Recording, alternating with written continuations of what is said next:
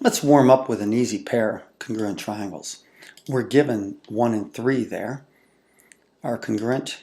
We know that both triangles use the side PR or RP, and we're given that these two red angles are congruent. So I can see, in fact, that these triangles are rotations of each other, just like that. Now, it might help you to know that, to help you visualize it, and make sure you get the vertices in the right order. That means that RQP rotates to PSR. Triangles would then be congruent by angle, side angle. Well, this is an easy one, but an important one. XYZ does seem to match ABC. The vertices are in the right order, okay? That's not the problem. They certainly look like they may be a match. The problem is that angle, angle, angle simply is not a congruence condition. I could make the triangle smaller. I can make the triangle bigger. And all three pairs of angles still match. However, the triangles just aren't congruent. They're similar, and we'll have a whole chapter on that. So simply put, angle, angle, angle is just not a congruence condition. Well, let's see if we can make these two triangles, or prove these two triangles congruent using a variety of theorems or postulates. In the first case, number 8, I put my tick marks up there. Those are my givens. And what's it going to take to make these congruent by angle, angle, side? Well, again, and remember, I can't just say it's true, I just have to. This is what I'm looking for. I'm looking, of course, for these two angles to be congruent. You see that? Because this is the non-included side. Angle, angle side means that I've got two pairs of angles and a non-included side that are congruent. All right? You got the idea. Let's move it to the next one. Say number 9 here. How about these two tick marks? What is it going to take? What would I need to find to make these two triangles congruent by angle, side, angle? And of course, the side would be in between the two pairs of angles that I now know. I've got angles G and M. So of course, in this case, I'm going to need angles F and L. See, same answer, different theorem. Okay, that's 2. Let's make it 3. Let me try this one down here. I'll put in these tick marks, and I'm looking for side, angle, side, side, angle, side. And of course, what I would need to find is that those sides, GH, congruent to MN. Well, here we go. 1 diagram, 3 problems. So make sure you copy this one down. Lots of congruence, lots of tick marks. Let's start with number 11. Looking at these two triangles, AFE congruent to DFB by side angle side. I've got side, I've got the side. I'm missing the angle. Of course, vertical angles are congruent. If two angles are vertical angles, then they are congruent. So there's your side angle side. Okay, now we're going to write that small type over there so we can move on to the next exercise. Let's go to number 12. Now, this triangle, AED, that's this triangle. And it overlaps with this triangle. And we want to see angle, angle, side. I've got the angle up here and the angle over here. That's one angle. I think I've got angles down here, and this is the side.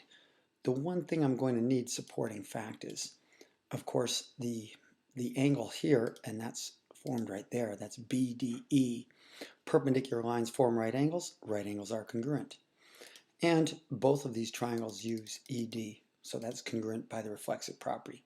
So again, AED congruent to BDE, angle, angle, side. Let's put that in the small type so we can clear the drawing for the third one, third and final exercise.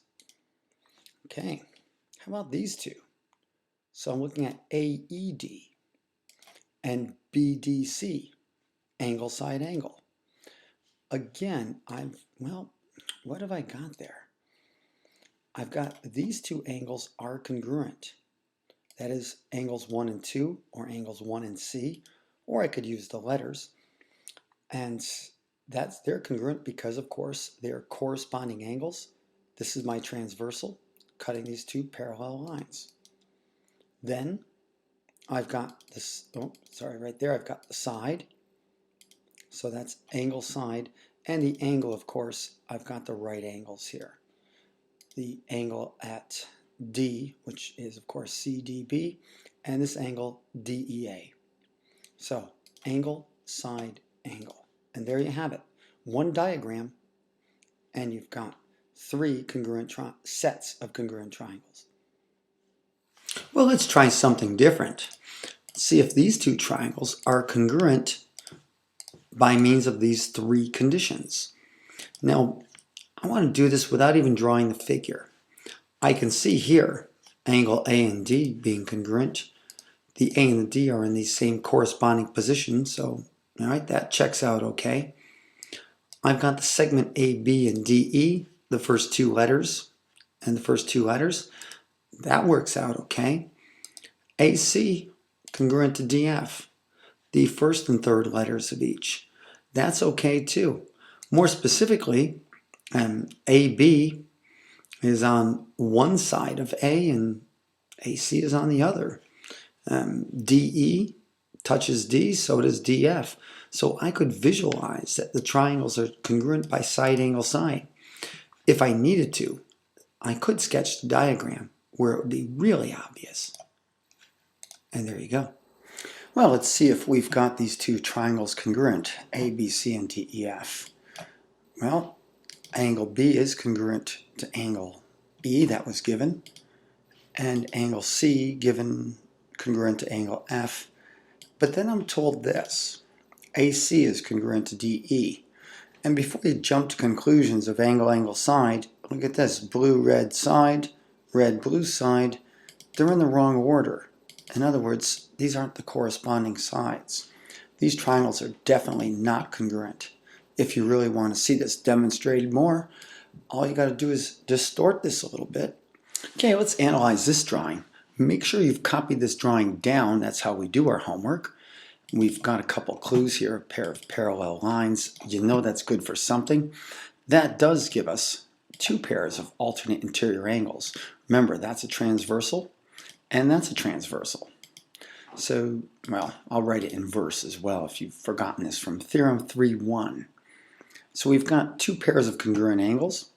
We actually have a third pair of congruent angles. And you might be tempted to say congruent triangles, but you'd be mistaken. You do have a condition called angle, angle, angle. Three pairs of congruent angles with triangle ABC and DEC. However, that does not make triangles congruent. I could demonstrate that like this. We're going to learn later on that makes triangles similar. They have the exact same shape, but no one said anything about the same size. Well, this is a very interesting diagram. We're looking at this triangle, comparing it to this one. And we've got, all we've got so far, we've got these pairs of corresponding sides. And we've got a right angle. Right angle's interesting. It shows up here. We've got a pair of perpendicular lines. We've got a right angle here, and we have a right angle at L. So let's get to it. A lot going on. I can first start with this. I'm going to call this angle 1, this angle 2. The red and the blue say they're complementary because this is a right triangle. Corollary to Theorem 1 says those two angles must be complementary. Okay? Well, now let's change our focus from that triangle onto this one. This is also a right triangle, so we can extend that argument and say the exact same thing. Angle 1 and angle 3 must also be complements. Now, I've color-coded them red and blue for the obvious reason that I can then say, since 3 is the complement of 1 and 2 is the complement of 1, then 2 and 3 are congruent. Now look carefully at the drawing. Angle 2 is the angle at M, and on this triangle, angle 3 is the angle at LPN. Those are corresponding angles with our respective triangles. So now we've got one pair of angles congruent. We've got one pair of sides congruent. And the obvious will say, using the right angle theorem, says all right angles are congruent. Or if two angles are right angles, then they are congruent. The angle at Q is congruent to the angle NLP or NLP, PLN. In any event, the angle with its vertex at N. And right now, that tells me angle, side, angle, angle, side, angle. And that's your congruence. The triangles are congruent, angle, side, angle. Well, we love orienteering up here in Alaska. Let's get started. I'm going to align my paper to north, draw my oak tree, and that would say that this boulder is over here, 250 yards to the east. And by the way, that would be magnetic north. I'm going to draw these lines here to represent north from each of the respective points, the oak tree and the boulder, because I'm looking for this spot here, and I'm looking for something here, somewhere 50 degrees west of north of the boulder. I'm going to find what I'm looking for, and that's going to be 35 degrees east of north from the oak tree.